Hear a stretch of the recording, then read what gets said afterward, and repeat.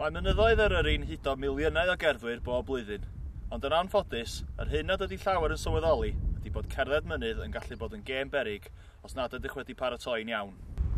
Bob blwyddyn mae tua 300 o bobl yn gorfod cael eu hachub oddi ar y mynyddoedd, ac yn anffodus mae tua 15 yn colli eu bywydau.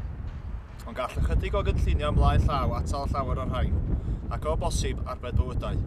Dyma ychydig o dipiau eich helpu i fwynhau mynyddoedd Eryri'n ddiogel. Cynlluniwch eich taith cyn mynd allan.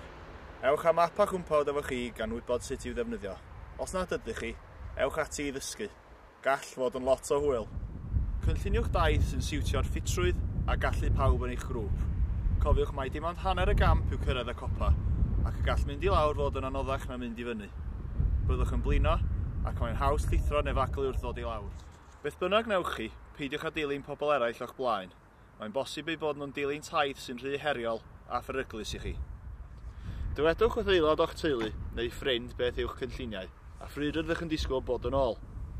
A chofiwch roi gwybod iddyn nhw pam fyddwch wedi cyrraedd yn ôl, neu os ydych cynlluniau wedi newid.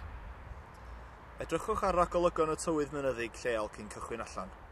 Gall gwynt ar y mynyddoedd fod mor gryf a chorwynt, gall tymheredd fynd o dan bwynt rhewyn sydyn iawn, a gall cymylau isel ei gwneud i'n amhosib i weld. Yn bwysig af oll, trowch yn ôl os bydd y tywydd yn gwaethygu. Gwisgwch esgidiau a dillad addas.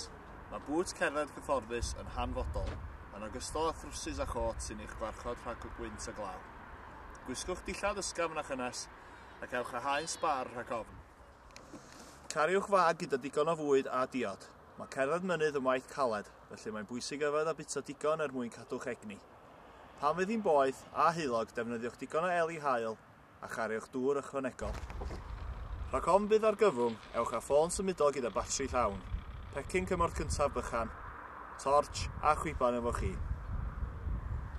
Mewn ar gyfwng, ffoniwch 999 a gofyn am heddlu Gogledd Cymru, tîm achub ar y mynydd. Os nad ydych yn gallu gwneud hynny, ceisiwch alw am help trwy defnyddio'r signal cenedlaethol o fod mewn trafferthion, sef 6 chwiban, fflach neu floedd, yn cael ei ailadrodd ar ôl munud o saib. Yr ymateb yw 2 chwiban, fflach neu floedd.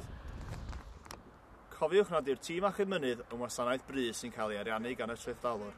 Tîm o wirfoddolwyr ydyn nhw sy'n cael ei galw allan o'i bywyd bob dydd i helpu.